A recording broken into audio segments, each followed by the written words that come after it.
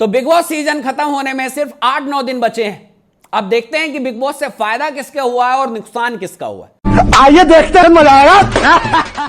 देखो, फायदे की बात करूं तो ओटीटी में कुछ लोगों का फायदा हुआ है आज तक, लेकिन ये जो जितने भी फ्लॉप एक्टर को लेके अंदर लेके आते हैं उसके बाद ये बाहर जाते हैं और फ्लॉप हो जाते हैं।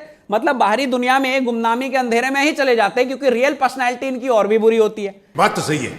और ऐसा सीजन आता रहा है।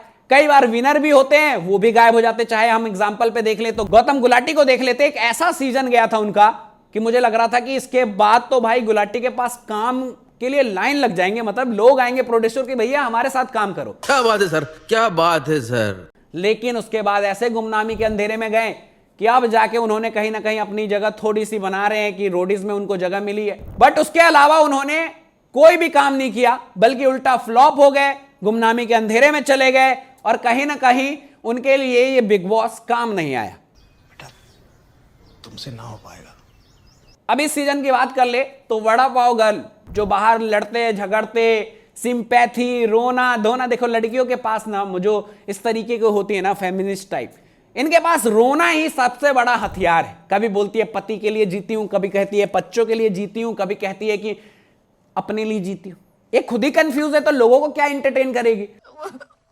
मुझे अपने घर जाना है। लड़ना झगड़ना, अपनी रेडी टपड़ी को इलीगल तरीके से लगा देना और फिर उस पर कार्रवाई होना, तो कहते मेरे साथ ही ऐसा क्यों हो रहा है। मेरा तो इतना लाइफ खराब हो गया है। भैया रोते भी ये कैमरे के आगे हैं, हंसते भी ये कैमरे के आगे हैं। सारी दुनिया सारे फसाद के जड़ कैमरे के आगे ही बताते हैं। अब इतनी कंट्रोवर्सी कर ली थी कि बिग बॉस को लगा अंदर आके तो बवाल मचा देगी। आपकी बात बिल्कुल सही है। पर अंदर आई और सच्चाई की मूर्ति बन गई। मतलब शो पे ही हक दिया। इतना वाहियात प्रदर्शन दिया उसने कि बिग बॉस ने भी कहा था कि भैया तू घर ही जा, वापस जा।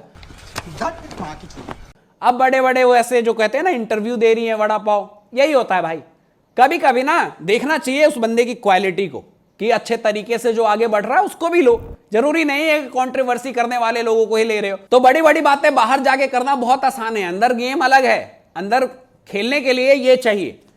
बाहर का सीन नहीं है कि आप कुछ भी बोलो, गलत भी बोल दिया तो एडिट करके फिर दोबारा शूट कर लोगे।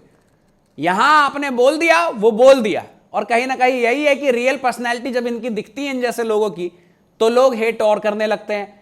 तो कहीं ना कहीं मुझे लगता है कि वड़ा पाव फ्लॉप थी। ये बड़ी अच्छी बात कही आप। कहीं ना कहीं बिग बॉस का ये डिसीजन कि इसको लेके आए इस शो में, वो बहुत ही गलत गया। वही अदनान की बात कर लो, वो तो और भी ज्यादा ही गलत गया। कहीं ना कहीं ऐसे आया था कि लग रहा था कि तूफान मचा देगा। टीम 07 का सदस्य फैजू, अदनान, हसनैन और टिकटॉक वर्सेस यूट्यूब होने वाला है। अभी मजा आएगा ना भिड़ो। फिर से धमाल मचने वाला और सारे व्यूअर बस पॉपकॉर्न लेके बैठे ही थे कि अब मजा आएगा गुरु। लेकिन मजा तो छोड़ो, ये तो शुरू होने से पहले ही खत्म हो गया। मतलब जो इसका कंटेंट है छोटा, वैसे ही छोटे ही तरीके से ये निकल गया। यही नहीं, अभी और सुनिए। और जब स्टेज पे आया था तो कह रहा था कटारिया की ऐसे कर दूंगा, वैसे कर दूंगा, ये एल्विश यादव का वो है, बताऊंगा मैं इसको, इसकी औकात। आज पहली बार आमने सामने हो रहे, पहले सोशल मीडिया पे इसने हमारी ली, अब हम सामने लेंगे। पर उल्टा दे के चला गया। हमको जिंदा मत छोड़ो सालो, हमको। मतलब एक टास्क में हार गया और काउंटिंग करना था कि सबसे ज्यादा एग्जैक्ट 13 मिनट किसके होते हैं। भैया कहीं और ही सो गए।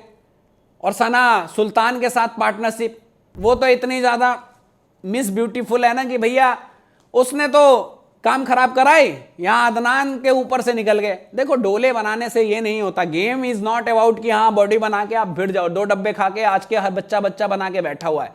उसके लिए अकल चाहिए आपको, गेम में रहने के लिए अकल चाहिए, स्ट्रेटेजी चाहिए, आपके अंदर वो क्वालिटी होनी चाहिए।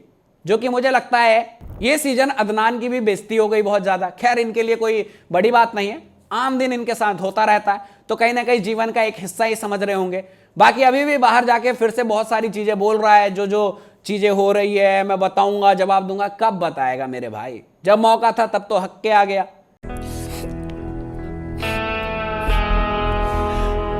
अब कुछ नहीं होना, इसलिए चुपचाप बैठ जाओ। तो ये सीजन इन जैसे लोगों की वजह से कहीं ना कहीं बेकार हो गया। बिग बॉस ने जो प्लान किया था, स्ट्रेटेजी बनाई थी कि भैया ऐसा ऐसा होगा, एकदम वॉर देखने को मिलेगा सोशल मीडिया पे, ट्विटर पे ट्रेंडिंग चलेगा, टीम 07 वर्सेस एल्विश, कटारिया, ऐसा कुछ भी नहीं हुआ।